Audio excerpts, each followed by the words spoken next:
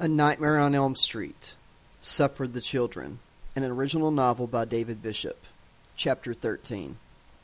Principal Shay stared at the mirror on the back of his office door. I swear I'll have more gray hair before this is over. He'd had little sleep on Sunday night, his mind too busy rehearsing what he should say to the 4 students. Come on too strong and they would reject him as a draconian disciplinarian. Try too hard to be their friend and they would laugh in his face. In any high school, the principal is supposed to be in charge. But it was the students who made it heaven or a hellhole. Springwood was a little of both. The intercom on his desk beeped for attention. Shay pushed the response button. All right, Grace, send them in. Yes, Principal Shay. He walked around his desk and sank into his high-backed swivel chair, composing his hands on the blotter in front of him. The door opened, and his secretary ushered in 4 students, directing them to the chairs arranged before Shay's desk. Thank you, Grace. We're not to be disturbed. Yes, sir. She closed the door after giving him a smile of encouragement. Grace had left the files for all 4 students on his desk. Shay had read each thoroughly, before placing them neatly on top of his desk once again. I must say I'm surprised to see all of you here in such circumstances, the principal began. Chris, you were an exemplary student until a week ago. Good grades, captain of the basketball team, and a pillar of pride for this school. In the space of a few days, you've jeopardized your education and your chances of a sports scholarship. And for what? Getting into a fight, then cutting classes for this ill-advised trip to the Katja Institute? Shay studied the face of the tall teenager opposite, expecting to see shame or embarrassment. But Chris appeared more interested in holding hands with the girl beside him. The principal turned to her next, hoping for more of a response. Heather Sutherland. Not such a stellar performer in class, but still an important contributor to school spirit. I could have forgiven the damage to my car, but this latest infringement? Shay studied her, but she seemed unashamed, unabashed by all of his firm words. The principal moved on to the next student. And Peter. Peter, one of our most promising academic pupils. I know you've suffered at the hands of bullies like Joey Johnston, but, as I've told you before, such elements fall away the further you progress in life. Get through these difficult years and the future is yours. To Shay's eyes, the O'Mahony boy appeared ill at ease, uncomfortable. That was something, but still not the reaction he'd been expecting. Last but not least, Alexandra Corwin. You were a new arrival at Springwood this semester, and this is the first time we've had the pleasure of meeting. I wish the circumstances were more fitting, but they are of your own making. Shay leaned back in his chair regarding all 4 of them. Frankly, your behavior has left me with quite a dilemma. Cutting classes is bad enough, but it's what you did instead of coming to school that worries me more. Taking part in a clinical drug trial while underage? Look at the consequences of that. Lloyd Reeves is in a coma at Springwood General. A coma from which the doctors doubt he'll ever recover. In the 3 days since that incident, Catherine Walker has died in the same hospital after apparently trying to kill herself. Alex sighed loudly. Do you have something to add, Miss Corwin? We know you're going to suspend us. Cut to the chase, okay? Shay shook his head sadly. I don't know where this attitude is coming from. I don't pretend to know what is happening with the 4 of you or what happened to Lloyd or Catherine. But I do know this. Events are accelerating out of your control. Whatever pact you 4 have made, whatever you believe is going on, please think again. I implore you to think again. Do you honestly want your parents and siblings to be attending your funeral next, as Catherine's family will be doing tomorrow? Her funeral is tomorrow? Peter asked. Why so soon? I talked with the Walkers earlier today. They have requested none of the students from Catherine's classes attend the service. It's to be a small family gathering at midday. No outsiders are welcome. They believe it is for the best. But we're Kat's friends, Alex insisted. Don't we have a right to be there too, to say goodbye to her? The principal grimaced. I'm sorry, but it was the family's final decision. I tried to dissuade them, but they were resolute. Nobody beyond her family will be allowed inside the chapel or at the graveside during the burial. Shay looked at the 4 envelopes on his desk. As for your punishment, Miss Corwin is right. I am suspending all of you for a week while recent events are being investigated. There is a letter in these envelopes for each of your parents that will explain my reasons and recommendations to them. What recommendations? Chris asked. I am suggesting you be kept apart while on suspension. There seems to be an unhealthy bond developing between the 4 of you, and I wish to see that bond broken, or at least put aside for now. Forget it, Chris warned. Heather and I won't be separated. You don't have any jurisdiction outside the school gate. No, but your parents are still your legal guardians. That's why I'm sending these letters directly to them. Heather stood up. Are we done? I haven't finished talking yet, the principal replied more sternly.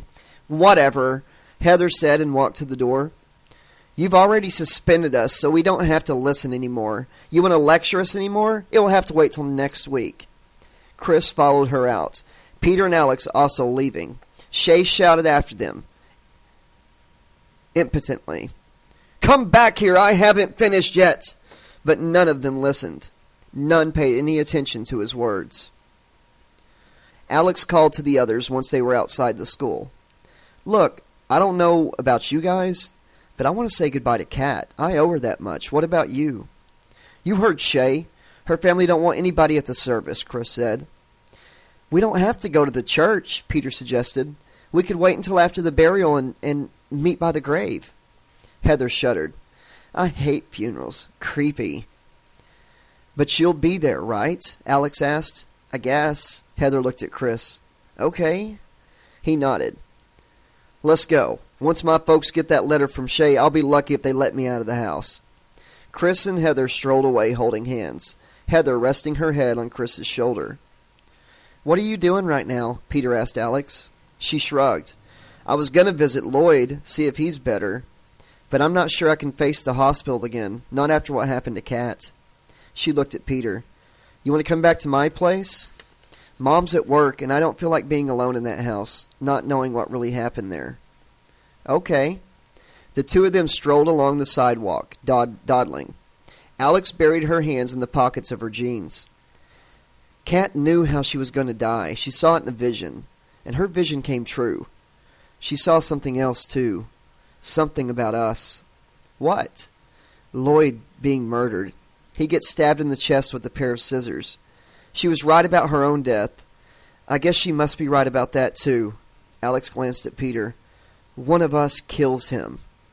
One of us? The 4 of us. Kat couldn't see who it was in her vision. But one of us murders Lloyd at night in the hospital. That's another reason I don't want to go back there. I figure if I stay away, then I can't be the killer. Jesus Christ, Peter murmured. Why would one of us want to murder Lloyd? I don't know, Alex admitted. Look, let's just talk about something else. Okay, like what? Like what happened with your dad when you got home last night? Peter smiled. He was freaking out. First your mom has a go at him, then Shay turns up asking questions. I thought the old man was going to bust a blood vessel when I came through the door. I'd never seen him so angry. Did he hit you? Yeah, took his belt off, said he was going to beat some sense into me. That used to scare me, but not anymore. I just told him to fuck off. You should have seen his face. That's when he lost it. Alex studied Peter's face and arms. I can't see any new bruises. Where did he hit you? Across the chest. Got me a good one, too. Before he could hit me again, I kicked him in the nuts. The bastard went down like a sack of potatoes. He started crying. I couldn't believe it. All my life, he's been like this tornado in the house, destroying everything in his path. As soon as I hit him back, he collapsed. It's all bluster, all bullshit. What did you do? Told him he was never hitting me again. If he tried to lay a hand on me, I'd go straight to the police. Peter, you didn't use, the telekinesis? No. I wanted to, and I was going to, but he gave up before I could. I was almost disappointed, Finally, I had the power to fight back, and I didn't need it. Peter smiled. Plus, I remembered what you said. Every time we use what Krueger gave us, we become more like him. Did I say that? Alex frowned. Well, something like that. Peter looked around surprised. The two of them were standing outside Alex's house. "Hey, we're here already." "Yeah." Alex started towards the front door. "Coming in?" "Sure." Peter followed her inside, closing the door behind them. Alex kicked off her combat boots and went into the kitchen.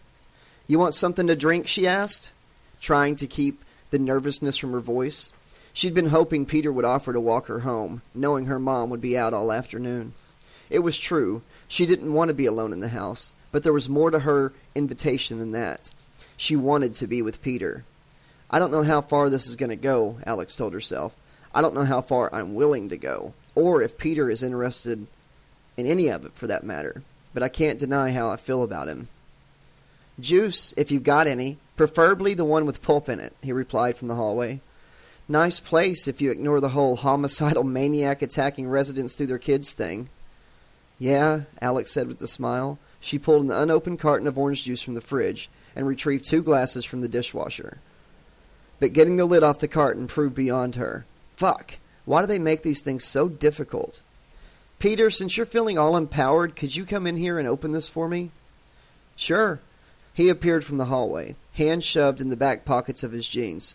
"Ah, one of those. I swear they crazy glue them shut." He took the carton and began tearing at the lid, his face contorting with effort, glasses sliding down his nose. Alex couldn't help laughing. "What's so funny?" "Sorry," she said, suppressing another giggle. "It's your face. You look like one of those bodybuilders straining to strike a pose." "Thanks a lot," Peter protested. He offered the carton back to her. "You're welcome to try it if you think you can do any better." No, you're doing fine," Alex said, smiling broadly. "Go for it." "Okay." Peter clenched his fingers around the carton again and wrenched. The top suddenly gave way and orange liquid spat out, showering Alex in juice and pulp. "Oh, God, shit, I'm so sorry. Here, let me clean that up." Peter grabbed a handful of paper towels from a roller and began wiping the front of Alex's white T-shirt, before realizing his hands were brushing across her breast. "Oh, shit, sorry. I'm sorry. I didn't mean to. Sorry." "It's okay," Alex said, bursting out laughing. "I'm fine." Peter blushed crimson. "I didn't mean to, feel you." He pointed at her chest and then hastily retracted the gesture. "Sorry." "It's okay," Alex repeated. The T-shirt needed washing anyways. She peeled it off her head, revealing a white bra underneath. Alex could feel Peter trying not to stare at her. She decided to play it casual, as if she was in the habit of taking her top off in front of boys every day of the week. "I'm going to put this in to soak," she said, keeping a quiver of nerves from her voice. "I'll leave you to dry the floor, okay?" Peter nodded, his blush back in full effect as Alex went into the adjoining laundry room. "What did you want for lunch?" she called out while dousing the juice-stained T-shirt in hot water. "I'm not really hungry," Peter replied. "Okay." You're not making this any easier, Alex thought. "How about I give you a guided tour of the place? Welcome to the House of Horrors. See where the maniac tormented his latest victim, kind of thing." "Sure." Alex looked around the laundry room. There were plenty of clean, dry tops in here that she could put on in place of the T-shirt, but she decided to go without. What the hell? Maybe Peter will take the hint. She walked back into the kitchen and smiled at him. "Well, you already seen the kitchen and the hall. Why don't we go upstairs?" "Oh, okay. Okay, then." Alex inclined her head towards the staircase. "After you." Peter looked at his drink. Should I leave this here?" She took it out of his hands. "Probably for the best. You've already left your mark on this room. I think that's enough for one visit, don't you?" Alex led Peter into the hall, making sure her right breast brushed against his arm, the material of her bra issuing a momentary caress across his skin. She went up the stairs, Peter following behind. On the landing, Alex pointed at the various doors. Bathroom, guest room, mom's bedroom, study. She pushed open the final door and stood to one side. "And this is my room." "So I can see." Peter peered in from the landing. "A lot tidier than mine." "Really?" Alex raised her eyebrows, trying to look innocent. She'd spent the morning tidying up after trashing the place yesterday, trying to make her bedroom more inviting. It was all an illusion, of course. Open the closet door and you'd be overwhelmed by an avalanche of dirty clothes, books, CDs, and other garbage spilling out.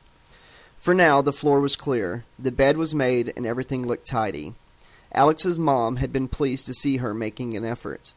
I doubt she'd be so happy if she knew why I'd cleaned up the place, Alex thought to herself ruefully. It's usually a hell of a lot messier than this. Uh-huh. Alex walked into her bedroom, hoping Peter would follow her in. We haven't been here so long, so I haven't put any posters or anything up yet. Yeah? Frustration got the better of Alex. She reached out into the hall, grabbed Peter by the front of his checked shirt, and dragged him into the bedroom. Once he was inside, she slammed the door shut and pressed him against it, her lips finding his, her hairs in his hair, her breast pushing into his chest. Alex kissed him for long moments, but he didn't respond. Finally, she broke off the kiss and looked at him. What's the matter? Don't you like me? No, it's not that, he stammered. Then what? Alex took a half step backwards. You're not gay, right? No, not at all. I think about girls all the time. I mean, women. I mean, not all women, just some women. Well, you lately. A lot. Really. So what's the problem? Peter frowned. I've been dreaming about you and me together, if you know what I mean. I've got a rough idea, Alex replied dryly. But those dreams, they keep turning into nightmares, you know, with him in them. Krueger? Peter nodded. I wasn't sure if this was another one of those nightmares, whether it was real, whether you were real. Alex smiled. This is real, all right. She reached into a pocket of her jeans for the Hypnosil, removing 2 pills before throwing the bottle aside. She pushed one into Peter's mouth and then swallowed the other. There, now we're both safe. No dreams, no nightmares, just you and me. Better? Peter swallowed. Yes, he replied nervously. Scared? A little. Your first time? He nodded slowly. Me too, Alex admitted. She stepped forward again so her hips rested against his, her lips moving towards him. Relax, and you might enjoy it. Then they were kissing, Peter responding to Alex this time, his lips pressing against hers, their mouths opening, tongues touching. Alex reached behind his head, pulling him closer, pressing herself into him. Peter's arms encircled her, hands caressing her back, fingers sliding the bra straps down over her shoulders. Alex reached back and undid the clasp, and then leaned back so the bra could fall away from her. Peter tilted his head down to kiss her shoulders, the hollow beneath her neck, and down to her breast. His lips parted, and Alex gasped as the warm tongue licked her nipple, breath from his mouth heightening, the sensations coursing throughout her body. She reached for the buttons on his shirt, undoing the first one carefully, then tugging at the rest, tearing them apart, roughly pulling the fabric aside. Her hands pushed his shirt off while she walked backwards to the bed, Peter keeping pace with her. Alex sat on the edge of the bed and then lay back on the mattress. She watched as Peter kicked off his shoes and socks before scrambling to join her on the bed. Are you sure about this? He asked, a tremor in his voice. Alex nodded happily, then pulled him closer for another kiss. Her spare hand slid down his back and inside the waistband of his jeans, grabbing a hold of his butt, a smile spreading across Peter's face. He straightened up to look at her. God, you're beautiful. Yeah, she replied, removing his glasses and tossing them aside. Less talking, more action, okay, buddy? Your wish is my command. Peter resumed kissing her nipples, first the right one, then across to the left, one of his hands cupping each breast in turn. His tongue licked and teased the skin around the nipple, playing with it. Alex pushed her head back into the mattress, gasping a little as her body trembled with pleasure. She bit her bottom lip to stop herself betraying how good it felt. Having him touch her like this, kiss her, control her. Peter's hand strayed down her stomach, then across the top of her jeans, sliding between her legs. Fingers pushing, feeling, wanting. Alex reached down and undid the top 2 buttons of her jeans, loosening them enough to allow him access. When he didn't take the hint, she grabbed his hand and pushed it inside her jeans until his fingertips touched her panties. Alex looked at her for reassurance, and Alex nodded, encouraging him to keep going. His fingers moved down the silky material, stroking the fabric, caressing, probing. They withdrew to the elastic waistband of her panties and then ventured underneath, touching the skin, finding warmth and exploring it, delving deeper, pushing, searching, sliding up and downwards. A shudder passed through Alex, and she could hold back no longer, letting a moan slip from her mouth. She raised her hips off the bed and pushed her jeans over them, down to her thighs, to her knees, her ankles, before kicking them off altogether. "Your turn," she whispered in Peter's ear. He straightened up and undid his belt buckle. Alex helped him with the rest, pulling his jeans down to reveal a pair of plaid shorts. Peter shrugged. "I wasn't exactly expecting anybody to see my underwear when I got dressed this morning."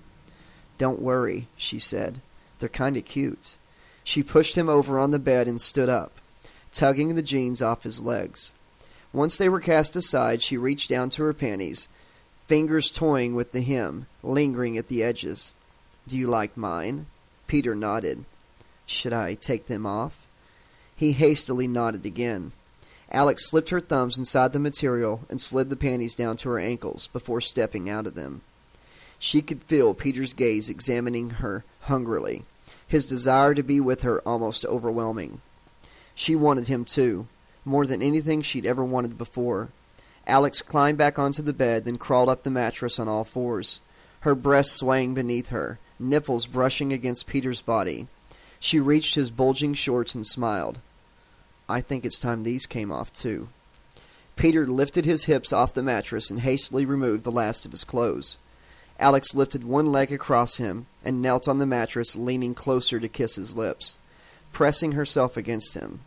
She reached back with one hand and guided him closer, lifting her hips into the air and then lowered them gently, tenderly, until her body and his were touching. A sigh escaped Alex's mouth as he pushed against her, then a tiny whisper of pain as he entered her. She lowered herself further, gasping at the sensation of being slowly filled by him, then sighing again as pleasure overtook her. Alex nestled downwards, grinding against him, savoring the feeling of having Peter inside her, being one with him. "Oh, God," he whispered. "God, that feels good." She kissed him again and then leaned back so her weight was centered on him, pressing down, forcing him further and further inside. Alex could feel her eyelids fluttering involuntarily, waves of pleasure spreading outwards through her body, a warm tingling that extended to her fingertips and toes, as if every nerve inside her was coming alive. She raised her hips a few inches in the air, then slowly lowered them again, each movement more pleasurable than the last. She repeated the motion, faster this time, then again, and again, and again. Peter was beyond speaking now, his hands on her hips guiding Alex's movements, imploring her to go faster, his own hips thrusting upwards in response to her. She could feel him tensing beneath her, the muscles in his body tightening, his gasp for breath coming quicker and quicker. Alex felt him let go, and as he did, she too was pushed over the brink, crying out his name, begging him to keep going, her body on fire, pushing, grinding, trying to squeeze every last moment of ecstasy from him. Afterwards, she collapsed beside him, both of them still gasping for breath, sweat glistening on their bodies, their faces aglow with warmth. Alex hugged herself to Peter, savoring the feeling of his hard body against her softer curves, knowing he was hers, and she was his now.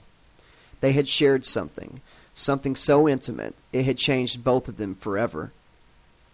Whatever else happened, this moment, this experience, it was special, precious. "I will never forget this," she vowed. "Never." Peter shivered in her arms. "Are you cold?" she asked. "No," he insisted, though through chattering teeth. "You are cold," Alex said. She pulled the bed covers over both of them. "There, that's better." "Thanks." Alex looked at him. "Why were you shivering?" Peter shrugged. "I don't know. I honestly don't. I fantasized about, well, that for so long. Now it's happened. I'm happy. I'm happy it was with you."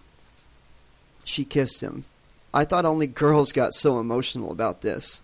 Guys have feelings too, you know," Peter protested half-heartedly. Alex slid her hand down to his groin. "I know," she said, smirking. "How long till your mom gets home?" "We've got hours yet. What do you want to do?" "Sleep," Peter admitted. "I'm exhausted. You've tired me out." "Typical Mel," she said. "Get what you want, then roll over and snore." I didn't notice you complaining before, Peter said. I'm just teasing. Alex adjusted the pillows beneath their heads. I'll set the alarm for 6 to make sure we don't oversleep. I'm not sure Mom is ready for me to have boys stay the night yet. It was Alex's turn to be teased. Boys? I'm not the only one? Peter asked. She rested a hand across his mouth. Sleep. Alex snuggled closer to him and closed her eyes. She had never felt safer or more wanted. Heather and Chris sat in Heather's crumpled convertible outside Springwood General. The late afternoon sun was warming the air around them. Are you sure you want to do this? Chris asked, resting a hand on Heather's shoulder. I called the hospital and Lloyd's condition hasn't changed. But I think they're wrong, she insisted. Every time I try to sleep, I can hear him in my thoughts, calling for us, crying. He needs our help, Chris. How? How can we help him? I don't know. I only know he needs us, needs me. She got out of the car and closed the door. Are you coming? Chris hesitated. I should go home, he thought. But I'm not sure I can face it after last night. Chris had walked in after dark on Sunday to find his parents praying at the kitchen table with Reverend Jefferson sitting between them, holding their hands. The priest was quick to claim the credit for Chris's return. Praise the Lord, the prodigal son has come back. Our prayers have been answered. But Chris's father was not so forgiving. He stood up to confront the teenager, glaring at him across the table. Where have you been? Do you have any idea the agony, the worry you put your mother and me through? Well, answer me. Where have you been? Chris had decided the truth was his best weapon. I spent the night with a girl. Her name's Heather. Heather Sutherland. His father had looked at the others.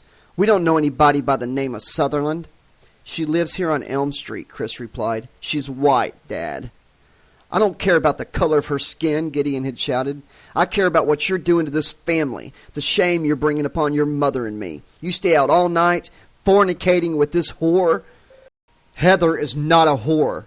Chris had felt the anger burning inside himself, growing hotter by the seconds, demanding to be let out, to be unleashed. She's a beautiful girl and I love her. You don't know the meaning of love, his father snarled back, stalking around the kitchen table towards him. You only know the pleasure of sin. Don't push me, Chris had warned. You have the devil inside you, Gideon announced. In the background, Chris could see Reverend Jefferson nodding, clutching a Bible in his hands, while Chris's mother was sobbing. We must cast it out, son. There is nothing wrong with me, Chris maintained, backing away from his father. I just don't believe in the same things as you anymore. But Gideon kept coming, moving closer, following his retreating son until the two of them were in a corner of the kitchen. Chris unable to escape. We must drive out this devil, this demon lust. We must save you, son. Amen, the Reverend echoed. Get away from me, Chris shouted. But his father reached for him, both hands stretching out. Don't touch me. I must save you, son. I have to save you from yourself. Chris grabbed his father's wrist. As soon as he did, smoke rose from between his fingers, and the stench of skin charring and burning filled the air. Gideon cried out in agony. You're hurting me, son. I told you to stay away, Chris snapped, but you wouldn't listen. His father's hands burst into flame, fire running up the palms and along the fingers. Gideon screamed in terror, his cries taken up by Chris's mother. Reverend Jefferson staggered backwards, his Bible held up to ward off the evil. Truly the devil is within your boy. See how he wields the fires of hell itself. Chris had released his father, who sank to the floor, hands still on fire. The teenager closed his eyes, fighting to suppress the rage boiling inside, struggling to regain control of himself. He could hear light bulbs exploding throughout the house, one after another. Chris! It was his mother's voice that snapped him back from the brink. For the love of God, stop this, please! Chris opened his eyes again and saw her standing by the table, tears running down her face, terror in her eyes. Suddenly he was ashamed, shaken by his loss of control, overwhelmed by his guilt. His father was kneeling on the floor in front of him, the fire gone out now, both hands blackened and smoking like overcooked steaks from a barbecue. Beyond him, Reverend Jefferson was cowering in another corner, mumbling a prayer, face trembling with fear. Sorry, Chris had whispered. I'm so sorry. Just go, his mother said. Chris had fled the house, running into the night. Eventually he returned to Heather's place, climbing a barren rose trellis to knock on her bedroom window. She had let him inside, and they spent the night on her single bed, huddled together. Chris weeping for himself. How could he ever go home again? How could he ever face his father? How could he hope to explain what was happening, what he was going through? They would never understand him. The prospect of coping with what he had done, the look of pain in his mother's eyes, Chris wasn't ready for that yet. What must they have told Marion? Even visiting Lloyd was preferable to seeing how frightened she would be of him. Nothing could ever be the same there again. Well, Heather asked, are you coming or not? Chris pushed aside all thoughts of going home. He was with Heather now, and that was all that mattered. I have to support her through this, that much I know I can do. Yeah, let's go. He walked Heather inside, holding her hand. They were a couple now, and he had to be there for her. It was the right thing to do. Even his dad might approve of that. One day. They navigated Springwood General's warren of corridors to find the Burns unit at the back of the building. A chubby orderly let them in, introducing himself as Roy. You're friends of Lloyd. Then you knew the girl who was here yesterday. Kat? What happened to her? That was terrible. I still don't know why she did it. Roy started to smile sympathetically at the two teenagers. I am sorry for your loss, though. Thanks, Chris responded. Can we see Lloyd now?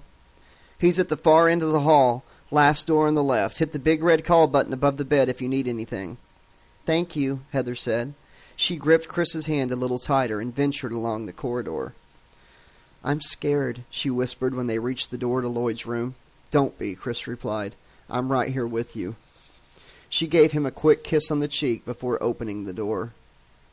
Alex awoke abruptly as if someone had shaken her shoulder. She raised her head from the pillow and looked around her room, momentarily disoriented. This was her bedroom, so why did it feel different? Why did she feel different? Then she noticed the two sets of clothes scattered across the floor. Someone stirred in bed beside her, pulling the covers closer to themselves. It was Peter. Alex smiled as she remembered what they had done, how good it had been, how safe she'd felt in his arms as they drifted off to sleep. So what had woken her? She glanced at the clock on the bedside table, 5:45 p.m. The alarm wasn't due to go off for 15 minutes, and her mother couldn't be home from work yet. Maybe Peter had rolled over in his sleep and disturbed her. Yeah, that must have been it. She'd never shared a bed with anyone before, not since climbing in with her parents as a little girl during a thunderstorm or something like that. Their bed had seemed so big, so wide, like some vast sanctuary where nothing could ever hurt you, where you were always safe. But that was years ago.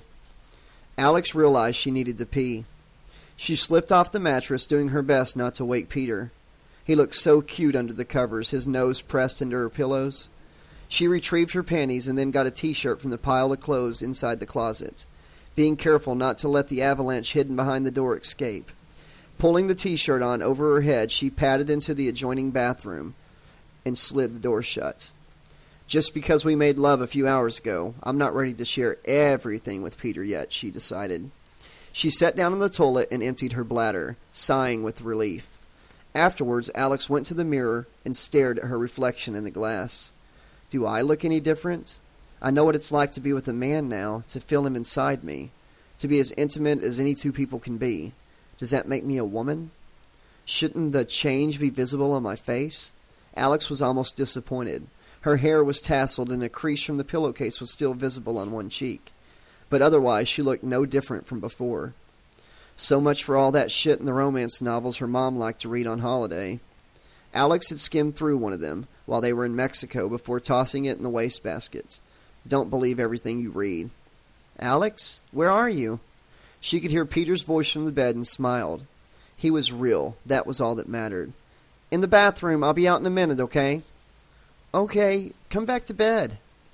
Why? What did you have in mind? You'll have to come back in here to find out. Don't start without me, Alex grinned. Readjusting her hair in the mirror, she opened a bottle of some designer perfume, a birthday present from her mom, and dabbed a drop of liquid behind each ear. She dripped another between her breasts, for good measure, and then peeled off her T-shirt. "Ready or not, here I come," Alex announced and slid open the bathroom door. Peter was concealed beneath the covers, his shape obvious, even though she couldn't see his face. "Guess he wants to play hide-and-seek," Alex decided.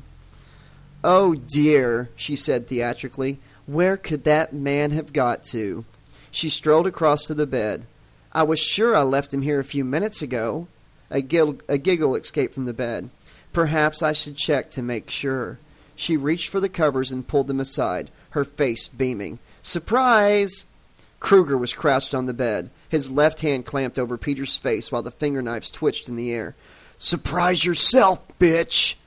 "Fuck!" Alex stumbled back, suddenly aware she was vulnerable and defenseless. "You can't be here. We can't be dreaming. We both took these." Krueger held up a bottle of Hypnosil, shaking the contents. The pills inside sounded like a rattlesnake. The monster laughed malevolently. "I only need one of you to start dreaming. Then all of you fall under my control." "You don't control us, you bastard," Alex shouted. "Wrong," he replied. "I own all of you." Peter struggled against Krueger's grasp, trying to free himself. The monster smiled, the scarred flesh of his face twisting into a sneer. "Seems this little fucker disagrees with me. I'll have to show him the error of his ways." Krueger rested one of his blades against Peter's chest, letting the edge press into the skin, threatening to break the surface and plunge into the body. Krueger slid the knife downwards past Peter's nipples and over the stomach, through the downy hair on his abdomen, moving ever closer to the darker curls of his crotch. "Please, don't," Alex begged. "Why not?" "It's me you want, isn't it?" she asked. "I thought I was your favorite." "Daddy's little girl," he agreed, nodding. "Come to Daddy." "Not until you let Peter go." "Why should I?" Alex swallowed and let her hands fall to her sides, bearing herself to him. "I'll make it worth your while." "Alex, don't do it!" Peter cried out. Krueger silenced him with a single blow, smashing his bare hand across Peter's face, knocking the teenager unconscious. Krueger got off the bed and stood up, his gloved hand flexing at his side. "What did you have in mind?" he asked, stepping closer to Alex. She retreated from him slowly, drawing him closer to the bathroom. "You're the one in control. Just tell me what you like, what you want." "You can be my little girl," Krueger said huskily, almost panting. Alex took another step backwards. "Yes." "You want me to touch you?" Another step. "Yes." "Say it," Krueger hissed. "I want you to touch me." "Now call me Daddy." Alex retreated another step. "I want you to touch me, Daddy." "You want me to hurt you?" She was level with the bathroom door now, her feet touching the edge of the tiled floor. Alex took another step backwards, keeping her eyes fixed on his cruel face, not looking at the fingerknives as they twitched hungrily by his side. "Yes, Daddy," she whispered. "I want you to hurt me." Krueger looked her up and down. "Spread your legs," he commanded. Alex did as she was told. She also reached her arms out sideways. "Yes, Daddy." His blades reached for her. "I'm gonna cut you. I'm gonna make you bleed, bitch." Alex smiled at him triumphantly. "You're welcome to try, asshole." Her right hand grabbed the bathroom door and yanked it sideways, slamming it shut on Krueger's arm, pinning his wrist against the wooden frame. The gloved hand was trapped on Alex's side while the rest of his body was still in the bedroom. Krueger howled, the cry of an animal, a beast, part agony and part rage. The blades on his gloved hand flexed uselessly, unable to find anything to hurt. Alex eased the door open a fraction, then slammed it shut on his arm again. Then again, then again, then again, over and over until black blood began pouring from the crushed wrist, running down the side of the door and its frame, staining their white surfaces. One final push and the door slammed shut altogether, severing Krueger's wrist. The gloved hand fell to the bathroom floor, syrupy blood draining across the white surface, the blade still in spasm, clattering against the tiles. Alex could hear him screaming with rage in the bedroom, beating his remaining fist against the door. "You'll pay for that, bitch! I'm gonna cut you in two! I'm gonna slice you up and rip you apart!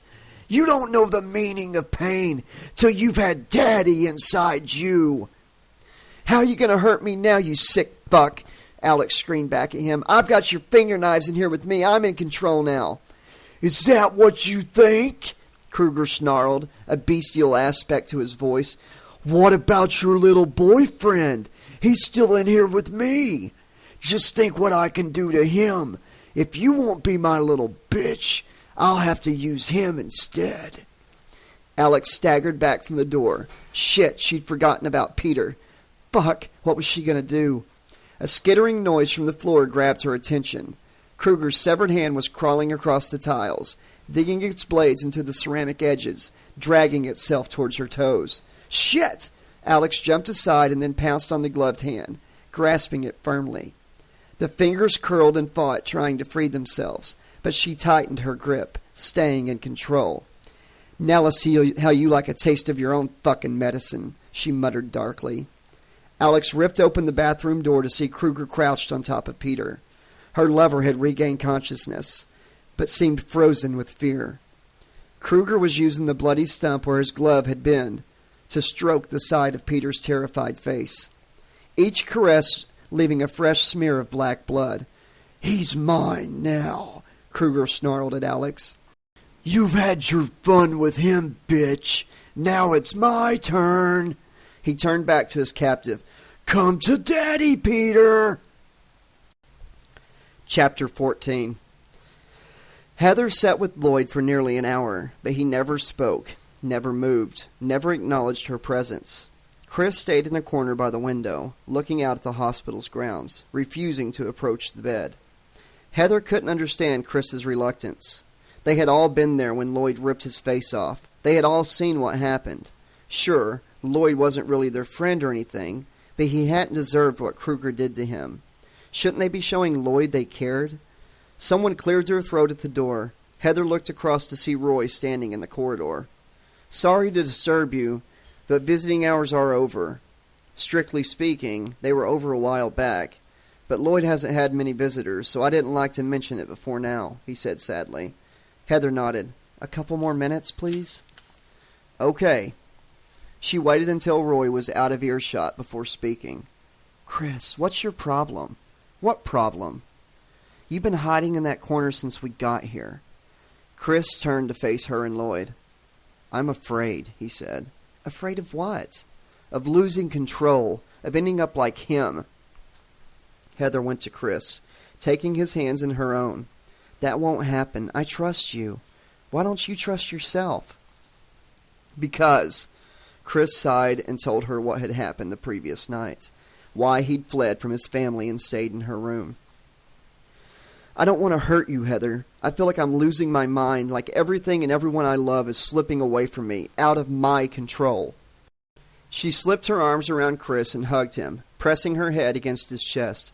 "You're not losing me. You'll never lose me, Chris." He kissed the top of her head. "I hope not." Heather smiled up at him. Dating a basketball player had some advantages. Boy, was he in great shape, but the height difference was not one of them.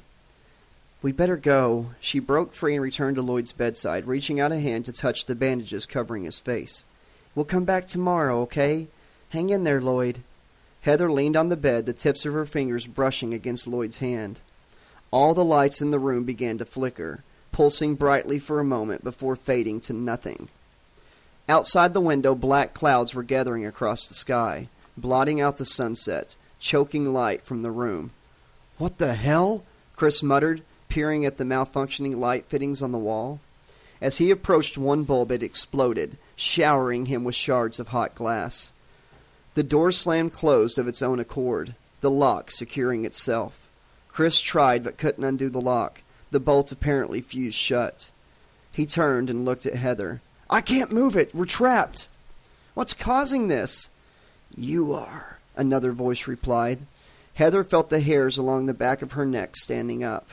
She knew that voice. She recognized it. But more disturbing was the source. Lloyd's eyes were open, but instead of pupils, all she could see through the gaps in his bandages were black, empty sockets, trickles of blood dripping from each hollow wound. "Shit!" She stepped backwards, getting as far away from the bed as she could. Lloyd slowly rose from the mattress, bending forward at the stomach, his back ramrod straight, like he was being folded by unseen hands. "You did this," Lloyd said.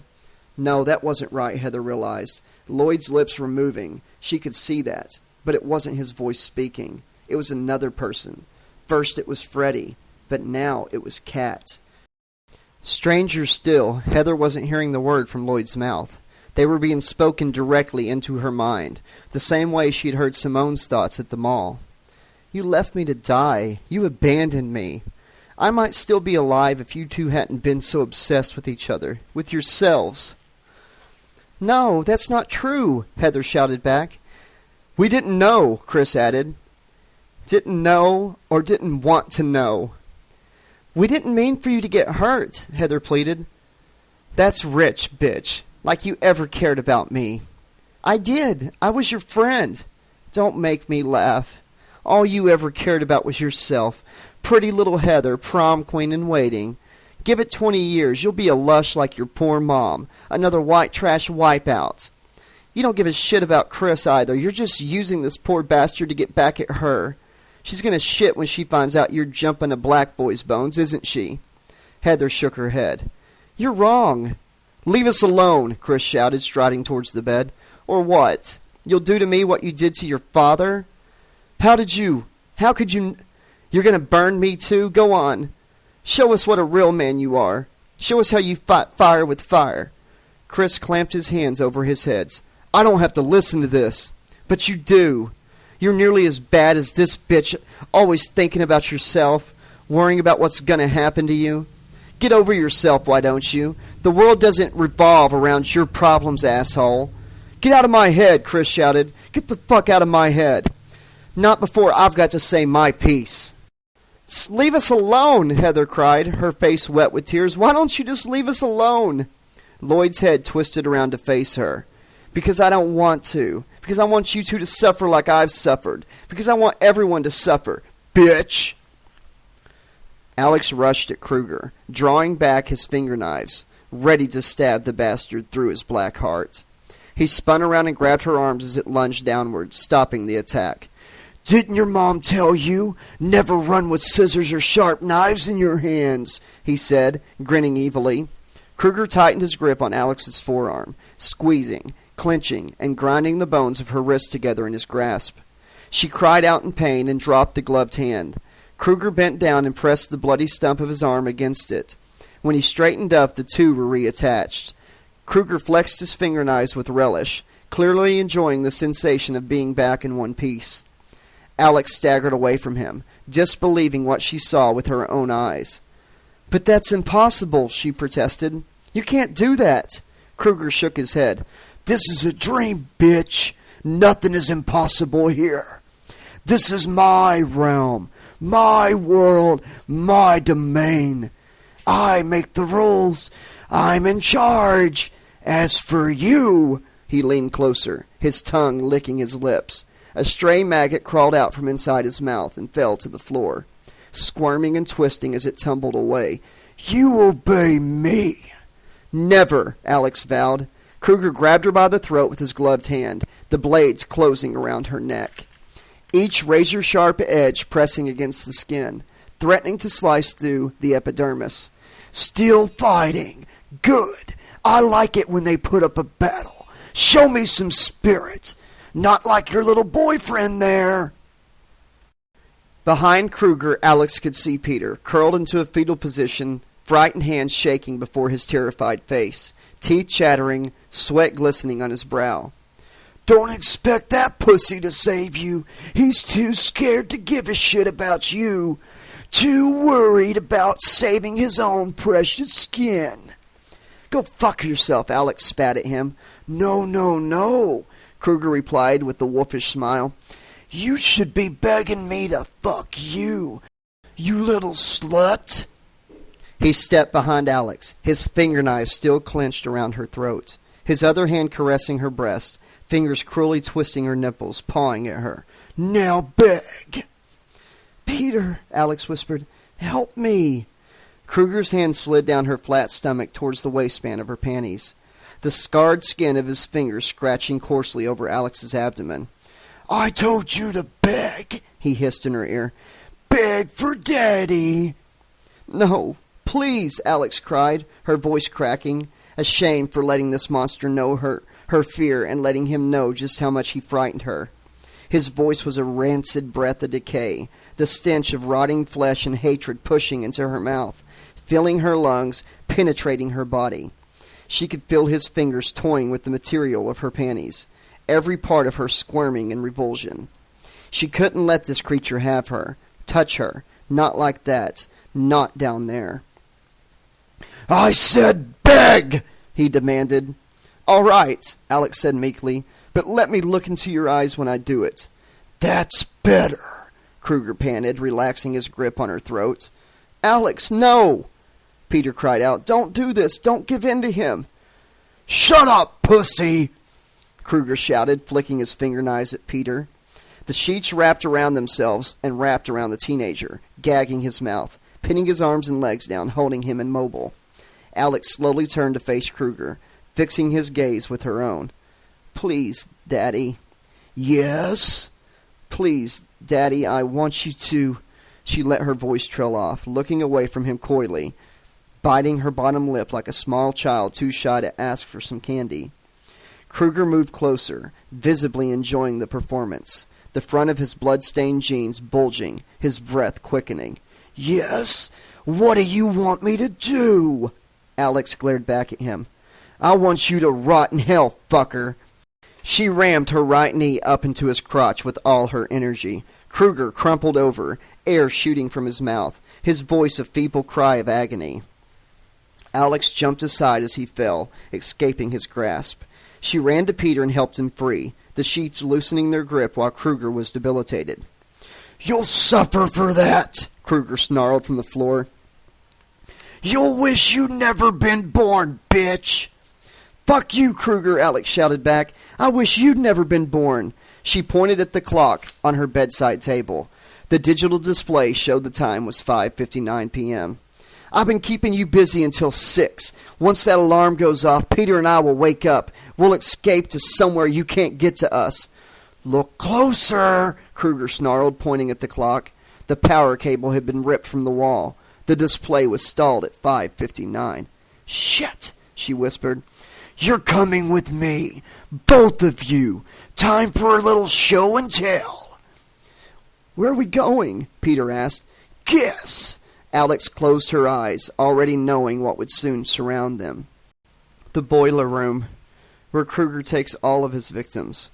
"There's no place like home," the monster replied. Heather couldn't hold back any longer. She screamed, her hands clenched into fists, eyes squeezed tightly shut, every part of her crying out in anguish. The sound took on a life of its own, becoming more than noise, ripping outward. On the other side of the bed, Chris had collapsed, his face stricken with agony, blood dripping from his nostrils and ears. Lloyd's body went into spasm too, falling back onto the mattress, crimson stains spreading across the bandages to create a red mask of pain, screaming lips and teeth imprinted on his dressings. Heather kept screaming and screaming and screaming until she could scream no more.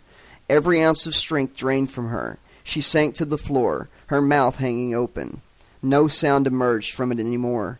A weak stream of bile spilled from her lips, dripping green and yellow on the floor. Outside it had turned pitch black. No light was visible, not even the illumination of a distant street light.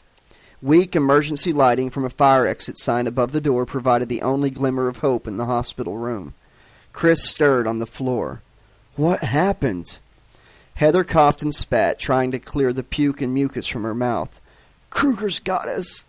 We must have fallen asleep." "How can you tell?" She tapped the side of her head. "I can hear him. He's calling to us." "Fuck that," Chris replied. "We're getting out of here." Heather stood up, her legs still weakened by the attack on her mind. "You don't get it, do you? He brought us here and he won't let us go until he's done." So what? We're supposed to wait around here till that bastard shows his ugly face? Heather walked to the door. It's this way, just come on. Chris folded his arms, refusing to leave. No fucking way. He wants me, he can come and get me himself. Follow the bitch, Krueger's voice hissed, the words escaping from Lloyd's mouth, or else I'll kill this one here and now. Chris looked at the possessed body. I'm not afraid of you, Krueger. I think you're a pussy trying to push us around. I'm not jumping at your command. You hear me? No sooner had he finished speaking than the life support machines clustered around Lloyd's bed began to die, powering down and switching off one by one. You don't scare us, Krueger, Chris shouted. We know this isn't real. It's another one of your fucking nightmares, another illusion. Lloyd's lips moved again. If this little shit dies in your dream, then he dies in real life too. You realize the rules, don't you? Chris punched the red call button above the bed, but nothing happened.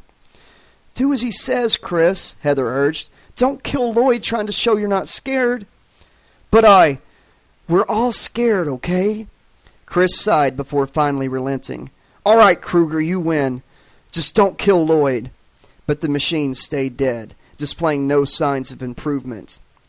I'll do what you want, Krueger. Just let him live. Finally, a faint bleeping resumed on the heart monitor. Gradually, the other machines came back to life as well. Chris joined Heather at the door. So where do we go from here? Outside, she said, a tremor of fear in her voice. The lock on the door undid itself with a dull, ominous thunk. Into his domain. Alex opened her eyes again. She and Peter were standing in the boiler room, surrounded by rusting metal and hissing steam. We're here. Peter peered around him, trying to make out their surroundings. Where's here? I can't see a thing without my glasses. Trust me, Alex said sadly. You're better off that way. Krueger craves our pain, our fear, and our terror. It makes him stronger. I don't know what's worse, Peter replied, his voice shivering. Not seeing or not knowing what's coming. Footsteps became audible. Two people were approaching, Alex thought. The sound seemed to be coming from above. Is anyone there? Alex, is that you? Heather, we're down here. Hold on, we'll be right with you, another voice called. Alex recognized that one as Chris. So Krueger was bringing them all together. Somehow that scared her more than having to fight him alone. It proved how much they were in his thrall. Mere pawns to be moved or sacrificed at his whim. Put more simply, she thought, we're all in deep shit here. Heather and Chris emerged from the clouds of steam. The two girls hugged sympathetically while Chris and Peter nodded at each other. Do you know why we're here? Heather asked. Krueger said something about show and tell, Alex said, shrugging. The sick bastard, he's just fucking with us, Chris protested. First Lloyd, then Kat, now all of us together? I don't want to die, Peter murmured. Not down here, not like this. The others all looked at him. Peter shrugged. Shit, that's what we're all thinking, right? I guess, Heather agreed. So why not say it? Because it gives me strength, Krueger interjected. The four youths spun around to see him standing on top of a massive metal cylinder. Your pain, your fear and misery, all of it. It tastes so sweet. Isn't that right, Alex? Why are you asking me? She could feel everyone's eyes upon her. Because you know about that fine line between pleasure and pain. We've walked that line before. It's an old friend of ours. Shut up, Krueger. Have you told Loverboy yet how you got those scars on your arms? It wasn't an accident, Peter. Oh, no. She likes pain. She enjoys it. She gets off on it.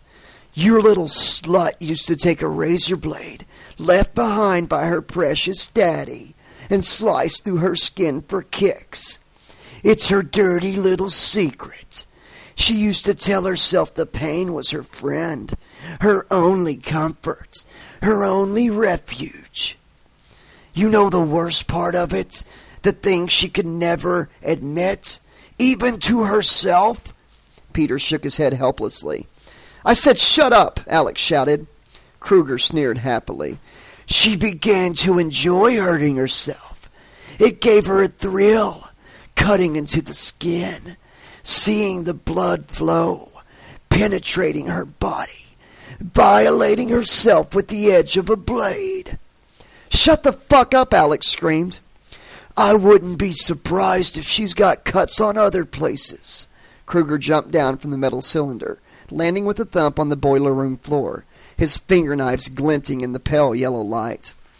"Well, Peter, you've seen every inch of her body by now. Got anything you'd like to share with the rest of the class? Any little scars in strange places? You know, any telltale wounds that caught your eye?" Peter hung his head, backing a step away from Krueger, but the monster kept taunting the teenager. "You thought she enjoyed every second in bed with you, but I'll bet she was thinking about me the whole time. About how sweet it would be to have me touch her, hurt her, cut her. Maybe she even fantasized about places I could put my blades." Krueger swung around to face Alex. "Isn't that right? You know you want me, bitch." He winked at Heather and Chris. "You can see why she's my favorite. Daddy's little girl. So hungry for me to make her bleed." "Leave her alone," Chris said, stepping in front of the sobbing Alex. Krueger smirked to Peter, jerking a thumb at the jock. "See? This is what a real man does to protect his bitch." "I said leave her alone, shitbag." "Or what? You gonna burn me like you burnt Daddy?" Krueger pointed at the scar tissue covering his face. "Newsflash, hotshot. I'm already well done." "Doesn't mean you can't burn again, bastard." Chris lunged at Krueger, but he was too slow. The monster grabbed Chris's wrist and forced them together. As they touched, flames burst from each hand, engulfing them. The fire quickly spread along Chris's arms and across his chest, the dancing yellow and orange tongues of heat seeding into underneath his chin. Chris screamed in agony and anguish, his clothes alight, his skin starting to cook. "Stop it," Heather shouted. "Stop hurting him." "Why should I?" "He's done nothing to you. None of us have. We're innocent." "Innocent?" Krueger let go of Chris and laughed. The tall teenager fell heavily to the floor, his hands beating at the flames still burning on his chest. Coughing and choking on the smoke rising from his own clothes and body, Krueger pointed at Chris while glaring at Heather. "You want to know his secret, sweetie? Your boyfriend hates himself, hates everything about his life. He pushes himself to the limit, excelling at all that he does, but that's self-inflicted punishment. An escape from the empty, hollow nothing inside him where he thinks his soul should be. Your precious Chris doesn't believe in anything. Not in God, not in love, and especially not in you." "You're lying," Heather maintained. "I know him. I love him." "Tell her I'm wrong, Chris." Krueger bent down beside Chris and whispered in his ear, "Say you love her too." But Chris didn't reply. Instead, he stayed on the floor nursing his scorched hands, rocking back and forth on his haunches. Krueger straightened up again. "Guess that's a no." Heather shook her head. "I don't believe you, Krueger. You're twisting our words, our thoughts, trying to make us despair, make us surrender to you. It ain't happening. We're stronger than you, and that's why you need us." He sneered at her. "And the beautiful Heather, what's your little secret? What dark truth do you keep hidden? What do you have buried away where you think no one can find it?" "I haven't got any secret," she replied, her voice close to cracking. Krueger touched her face with his left hand, stroking her cheek tenderly, like a doting parent. "Such a beautiful face, but such an ugly person inside. Isn't that the truth? Isn't that what you think of yourself?" Heather shook her head, trying to deny his words. He sniggered at her. "The truth is you hate your body. Why else torment it? You gorge on junk food, then shove your fingers down your throat and puke it all back up again. You smoke to keep your weight down. At least that's what you tell yourself. But maybe you have your body and you hate it so much you want to give it cancer. Maybe that's the real reason. People call me sick. People call me twisted. They should look inside the psyche of every teenager in America. You people are more fucked up than I could ever be. Krueger swiveled around and pointed at Peter. A damp patch appeared on the front of the teenager's jeans, spreading outwards from the crotch. Last but not least, Alex's little bitch. In case you hadn't noticed, Peter here's a coward. He pissed his pants 'cause I just looked at him. Imagine what would happen if I ever touched him with my 4 little friends. Krueger flicked out the finger knives on his right hand. Imagine what I could do with these, the exquisite agonies I could inflict upon you. Imagine all of that. Then try to defy me, you little shit. Krueger gestured at Alex, Chris, and Heather. At least they tried to fight back. You haven't got balls for that. I'm surprised you could even get it up to satisfy Alex. Then again, maybe you didn't. A real man would have had her gasping, moaning, crying out for more. But maybe she was faking it the whole time. Have you thought about that, you little pussy? Krueger spat venomously, his phlegm sizzling as it hit the floor. You make me sick, all of you, he sneered. If you hate us so much, why bring us here? Alex asked. Why not kill us and get your kicks that way? Krueger almost smiled. I'm not going to let you get away from me now.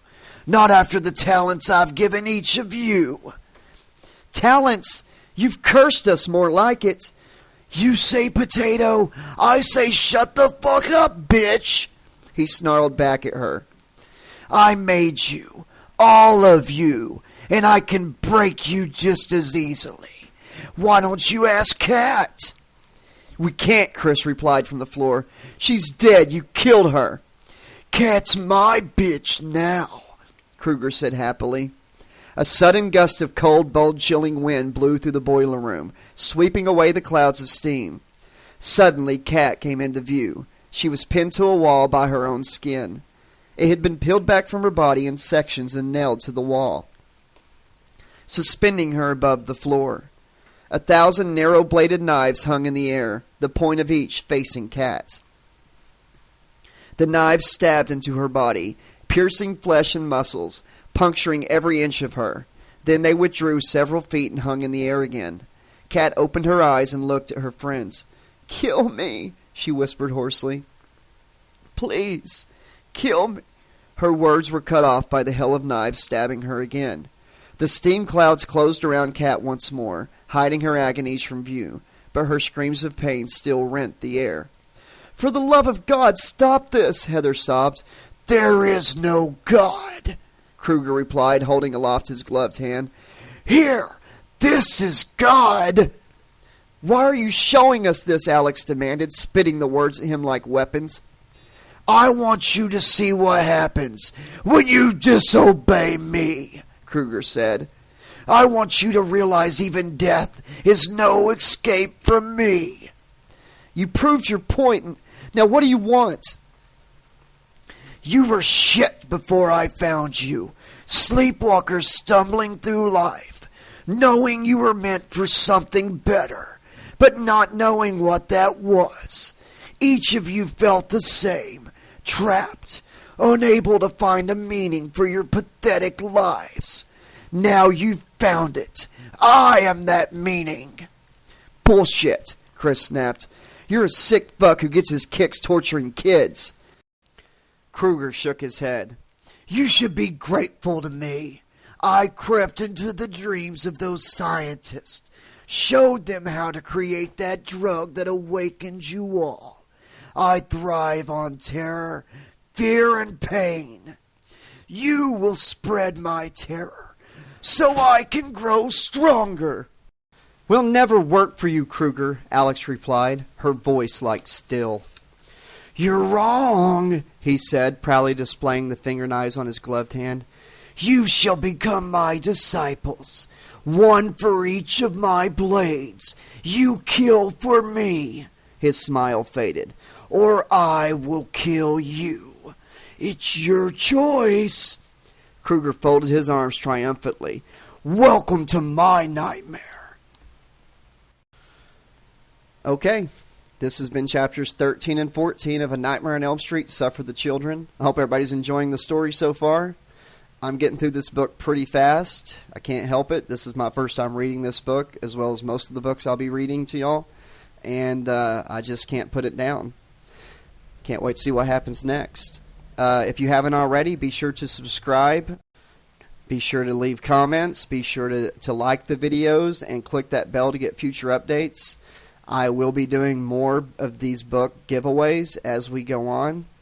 So you never know when you might be the subscriber that wins one of these rare Black Flame, either Nightmare on Elm Street, Friday the 13th, or Jason X novels. But to be eligible, you have to interact in the comments section on the videos, you have to click that like button, and you have to be a subscriber. Everybody, thank you for your support so far. So many subs in just a couple weeks. It's just amazing. I really enjoy getting these stories out to all the super fans out there. And it makes me feel so good to be able to share these rare books with all of you. With that said, everybody have a great night. Sleep well.